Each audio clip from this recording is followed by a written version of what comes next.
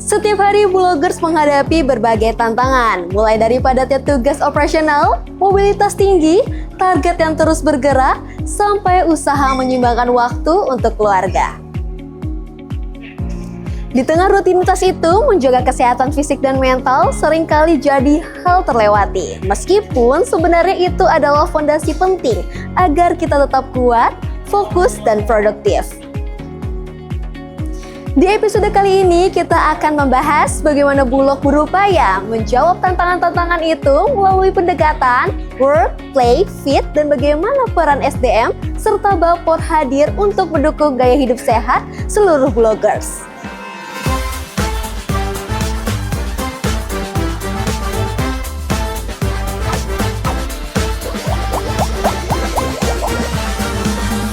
Besti Bulog, kembali lagi dengan aku Vanessa di Biris Food Stories.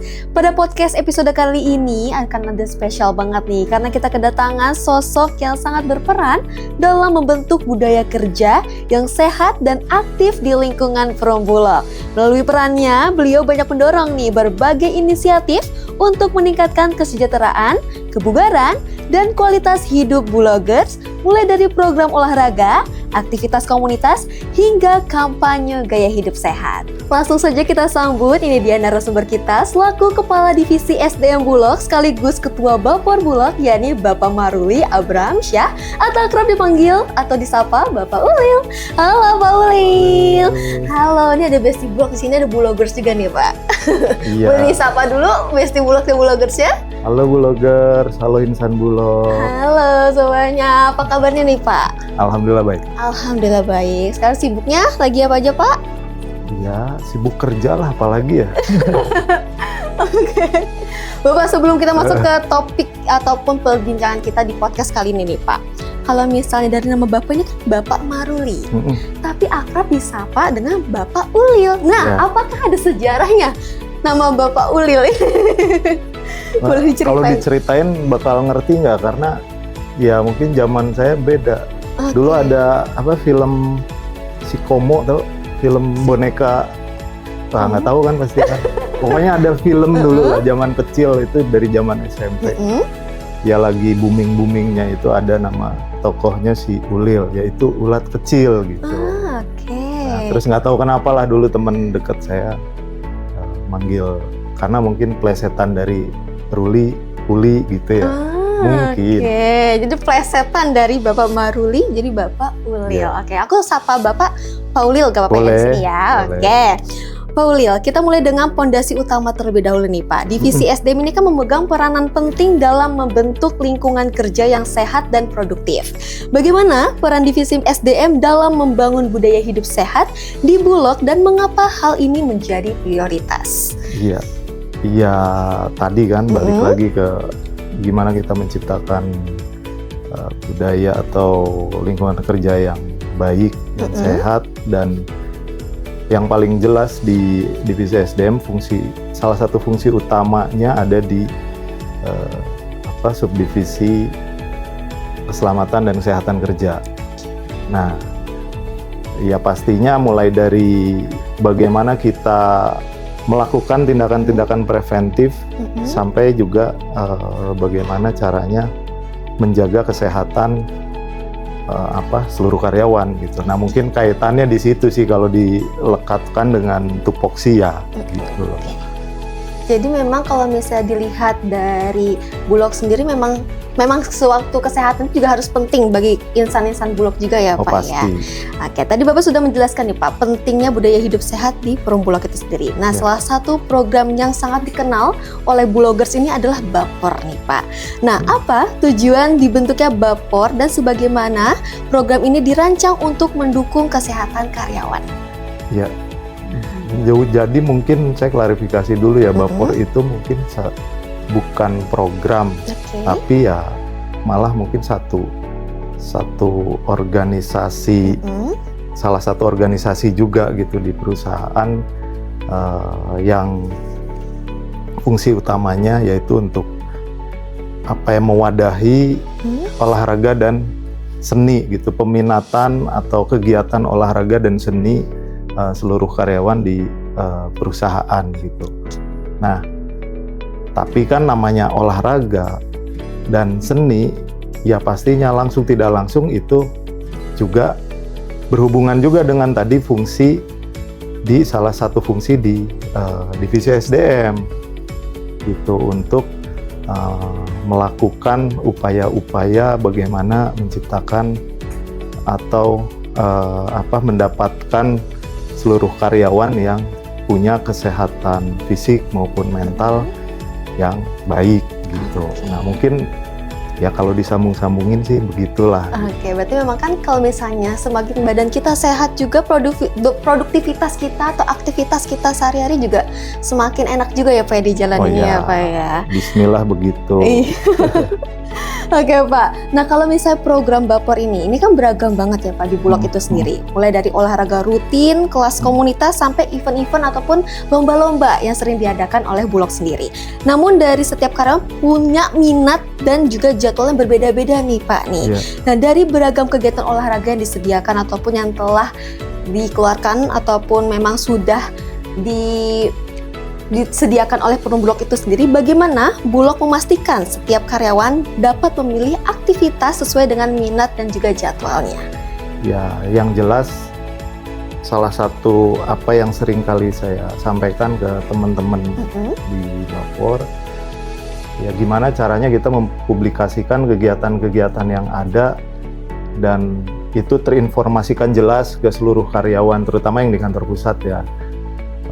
Kita harus, mungkin pernah lihat ya kita publikasikan di berbagai media, di monitor yang ada di lift tuh itulah, terus di mungkin selebaran tempelan di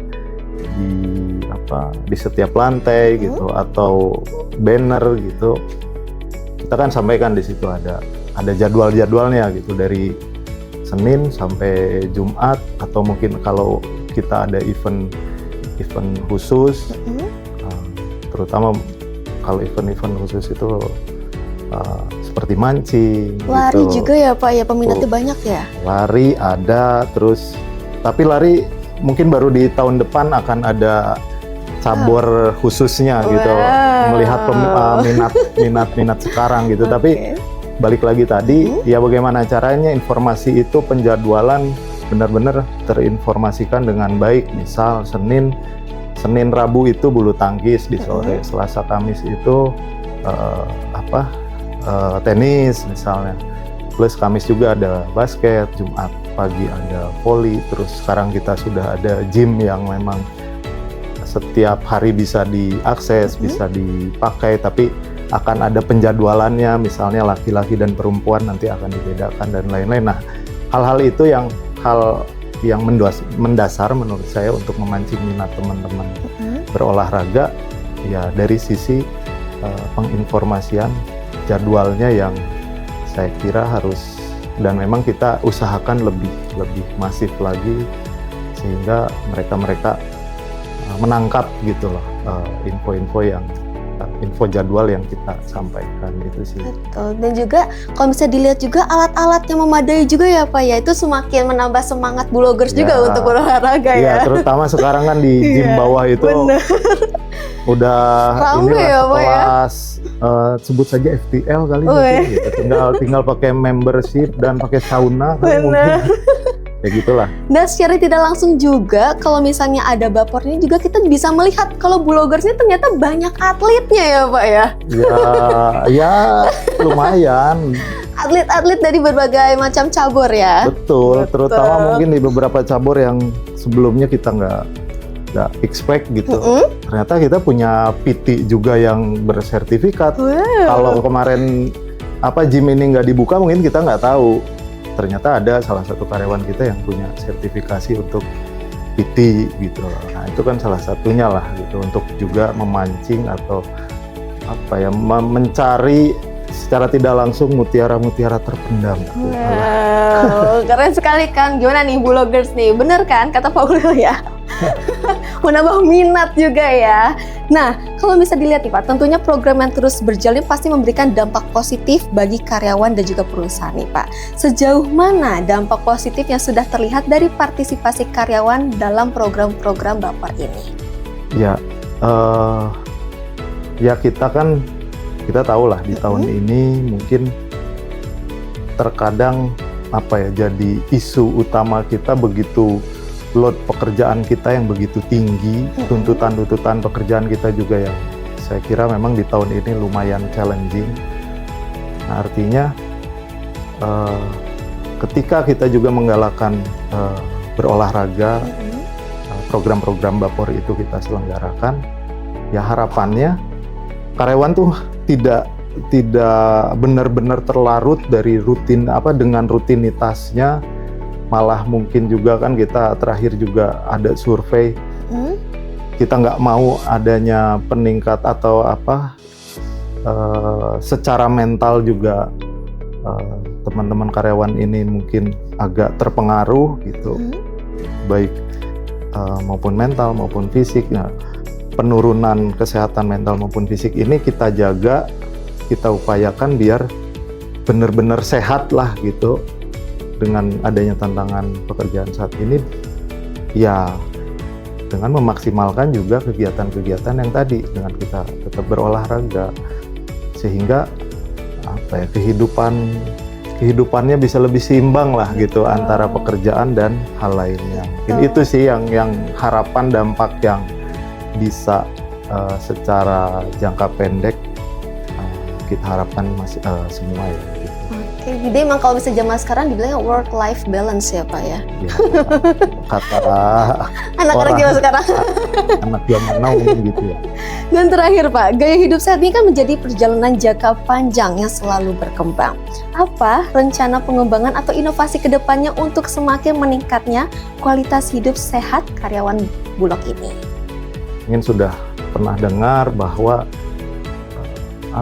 angka inflasi kesehatan, biaya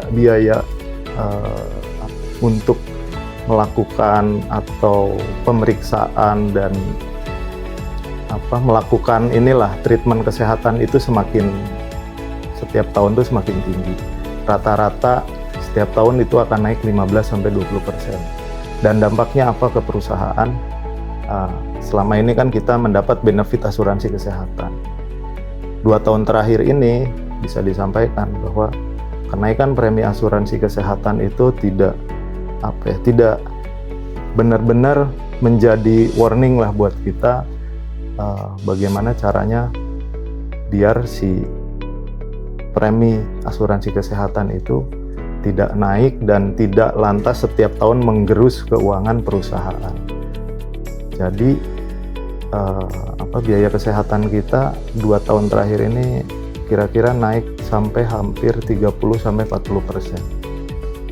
Nah, itu juga sangat ditentukan oleh pemakaian tentunya, pemanfaatan asuransi itu.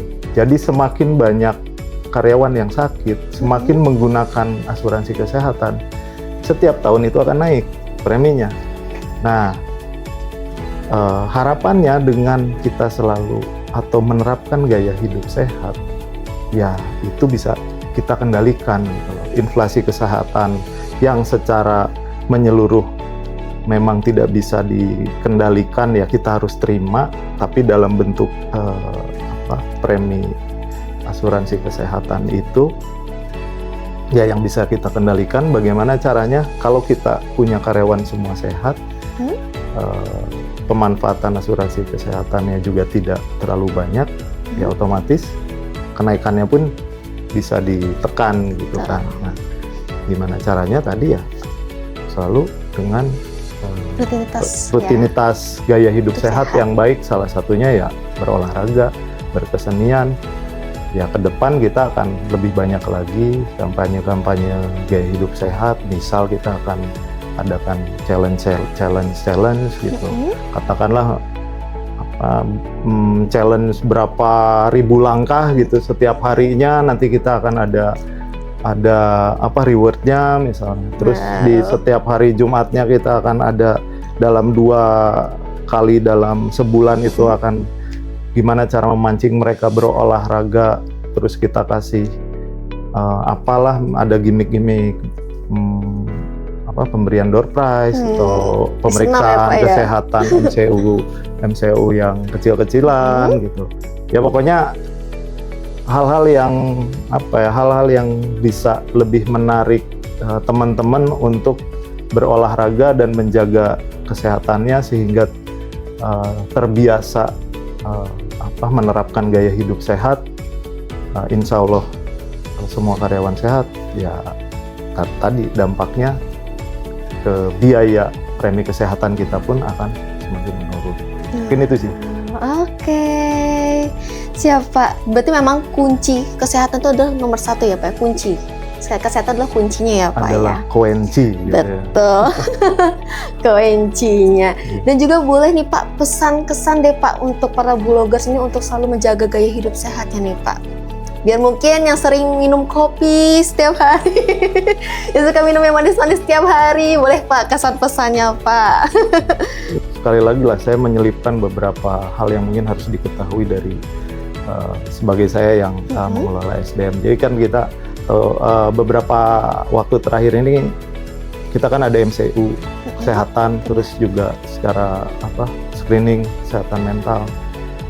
Ya boleh dikatakan kita harus waspada sih gitu. Satu, hasil MCU kesehatan kita banyak yang obes gitu, yang menuju obes, menuju overweight, diabetes, kolesterol gitu.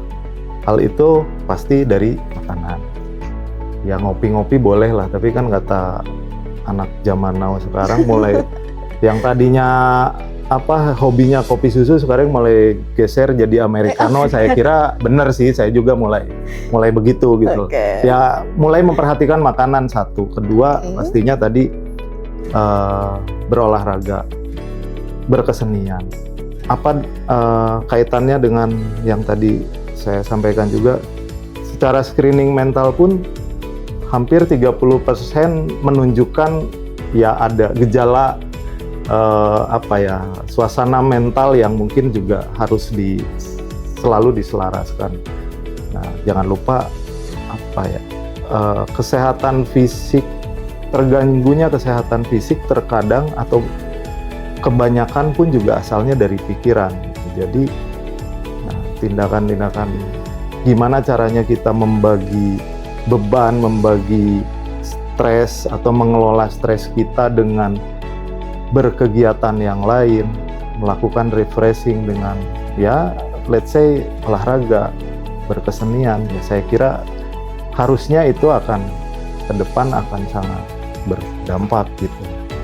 Nah mungkin sih itu pesannya, mulai dari jaga makanan, mengelola waktu dengan baik dengan berolahraga maupun berkesenian. Saya rasa ya hal itu semuanya sangat bisa difasilitasi di kantor kita ini. Wow, keren banget ya bloggers ya. Harus selalu semangat menjaga badannya juga, gaya hidup sehatnya juga, karena SDM udah siap bantu ya Pak ya. Dan juga Baper nih udah siap bantu banget untuk menjaga selalu karyawan-karyawati ProBlog ini untuk selalu hidup sehat dan juga memiliki badan yang sehat juga. Baik, terima kasih Pak Ulil atas waktu dan juga insight-nya untuk bloggers semuanya. Dari percakapan ini kita semakin paham nih bahwa komitmen Bulog bukan hanya pada performa kerja, tetapi juga pada kualitas hidup dan kesehatan setiap karyawannya. Semoga obrolan ini dapat memotivasi bloggers untuk semakin aktif, semakin sehat, dan terus menjaga keseimbangan antara bekerja, beraktivitas, dan menjaga kebugaran tubuh. Sampai jumpa di episode Biris berikutnya, and